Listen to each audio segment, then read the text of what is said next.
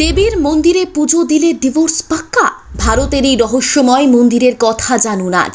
এখানে এখনো কোনো দম্পতি একসঙ্গে পুজো করেন না।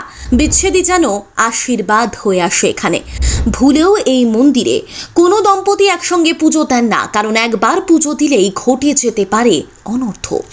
হিমাচল প্রদেশের রামপুরের এই মন্দির রহস্যময়। সমুদ্রপৃষ্ঠ থেকে 11,000 ফুট ওপরে রয়েছে এই মন্দিরটি। এখানে রয়েছে দেবী দুর্গার মূর্তি, শ্রী কোটি মাতা নামে তা পরিচিত। স্থানীয়দের বিশ্বাস অনুসারে এই মন্দিরে স্বামী স্ত্রী একসঙ্গে পুজো করতে পারবেন না। তা করলে দেবীর অভিশাপের কারণে নাকি তাদেরকে বিচ্ছেদের মুখোমুখি হতে হবে। এমন কি অভিশাপ রয়েছে এই মন্দিরের সঙ্গে জড়িয়ে?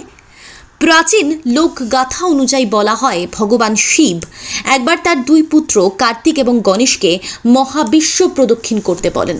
তখনই তড়িঘড়ি কার্তিক তার বাহন ময়ূরে বসেন। তার বাবার নির্দেশ মেনে বিশ্ব প্রদক্ষিণের জন্য বেরিয়ে পড়েন। কিন্তু গণেশকে একই নির্দেশ দেওয়া হলে তিনি ভাবেন তার বাহন ইঁদুরের গতি এতটাই ধীর যে তাতে চড়ে বিশ্ব ভ্রমণে বেরোলে সেটা শেষ হতে না জানি কত সময় লাগবে। এমন সময় গণেশের মাথায় একটা বুদ্ধি আসে। তিনি একসঙ্গে বসে থাকা শিব পার্বতী অর্থাৎ নিজের বাবা মাকেই প্রদক্ষিণ করে নেন। শিবকে নিজের কাজ শেষ করে দেখান তিনি।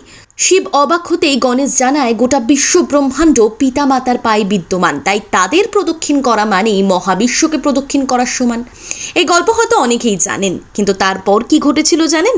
ভাইয়ের এহেন কাণ্ড কারখানা দেখে রেগে আগুন হয়ে যান কার্তিক। তিনি প্রতিজ্ঞা করেন যে তিনি সারা জীবন ব্রহ্মচর্য ব্রত পালন করবেন। আর তাতেই রেগে যান মা দেবী পার্বতী। অভিশাপ দেন যে এই স্থানে কোনো দম্পতি একসঙ্গে পুজো করলে তাদের বিচ্ছেদ ঘটবে। তারপর থেকেই এই কথা লোকের মুখে মুখে সবার কাছে পৌঁছয়। সেই থেকেই লোকেদের বিশ্বাস যে এখানে স্বামী স্ত্রী একসঙ্গে পুজো দিলেই নাকি তাদের বিচ্ছেদ হয়। পুরনো কথা অনুযায়ী যে জায়গায় শিব পার্বতী বসেছিলেন সেখানেই তৈরি হয়েছে মন্দিরটি। এই মন্দিরে গণেশের মূর্তি এবং তার স্ত্রীর সঙ্গে একসঙ্গে স্থাপন করা রয়েছে। তবে এখনও পর্যন্ত দেবী পার্বতীর অভিশাপ থেকে বাঁচতে স্বামী স্ত্রী একসঙ্গে পুজো করেন না। প্রথমে একজন পুজো করে মন্দির থেকে বেরোন, তারপর অন্যজন মন্দিরে ঢোকেন পুজো করতে।